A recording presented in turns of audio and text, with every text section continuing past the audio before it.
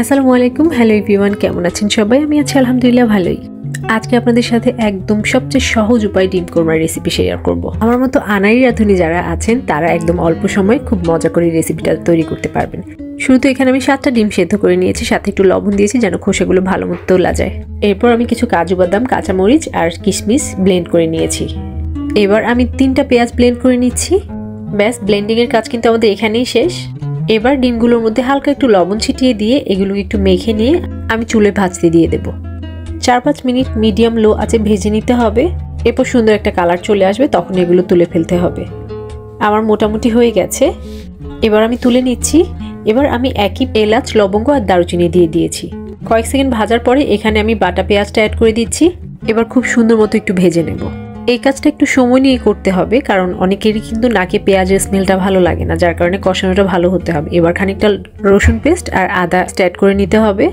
এবার আবার একটু কষিয়ে নিচ্ছি। দেখুন একদম তেলগুলো উপরে ভেসে এসেছে। এরপর যে আমি গুঁড়ো মশলা দিচ্ছি, ধনে গুঁড়ো দিচ্ছি, জিরে গুঁড়ো দিচ্ছি আর কিছুটা গুঁড়োমরিচ দিচ্ছি। এবার খুব ভালো মতো মশলাগুলো কষিয়ে নিতে হবে। 2-3 বার অল্প পরিমাণে পানি অ্যাড করে মশলাগুলো কষাতে হবে। মোট কথা ততক্ষণ পর্যন্ত কষাবো যতক্ষণ সমস্ত মশলার কাঁচা গন্ধটা দূর হয়ে যায়। এবার এখানে অ্যাড করে দেবো স্বাদ মতো লবণ।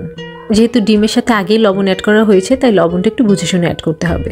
মশলাগুলো মোটামুটি কষানো হয়ে গেছে। এই পর্যায়ে এখানে আমি দিয়ে দিচ্ছি আমার ব্লেন্ড করে রাখা বাদাম, কাঁচামরিচ এবং কিশমিশের মিশ্রণটি। এবার একটু সুন্দর মতো মিক্স করে নিচ্ছি। আমি আজকে যেভাবে আপনাদেরকে ডিমের কোরমা রেসিপি দেখাচ্ছি, এটা হচ্ছে পৃথিবীর সবচেয়ে ইজিয়েস্ট ওয়ে। খুব ভালো মতো মিক্স করা হলে 5 মিনিট ঢেকে রেখে দেবো। 5 মিনিট পরে ঢাকা সরিয়ে আবার একটু নেড়ে চেড়ে দিচ্ছি। এবার অ্যাড করবো খানিকটা পানি, খুব অল্প পরিমাণে পানি অ্যাড করব। খেয়াল করতে হবে যেন নিচে কোনোভাবেই মশলা বা কোনো কিছু না লেগে যায়।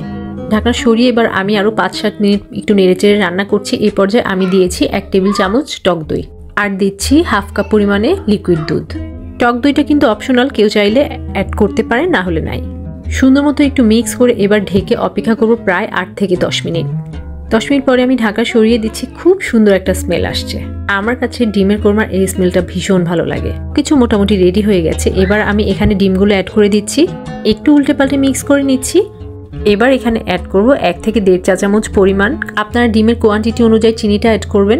এবার চিনির সাথে আবার সুন্দর মতো একটু মিক্স করে নিচ্ছি। ঢেকে অপেক্ষা করব 5 থেকে 7 মিনিট।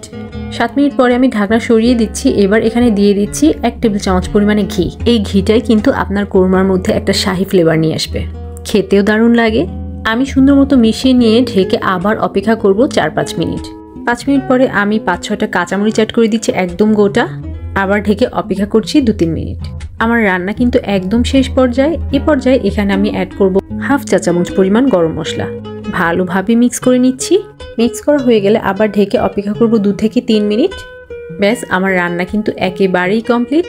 এই যে আজকের রান্নার ফাইনাল লুক। লাস্টলি খানিকটা বেরেস্তা অ্যাড করে দিচ্ছি। ব্যাস, রেডি হয়ে গেল আমার আজকের ডিম কোরমা।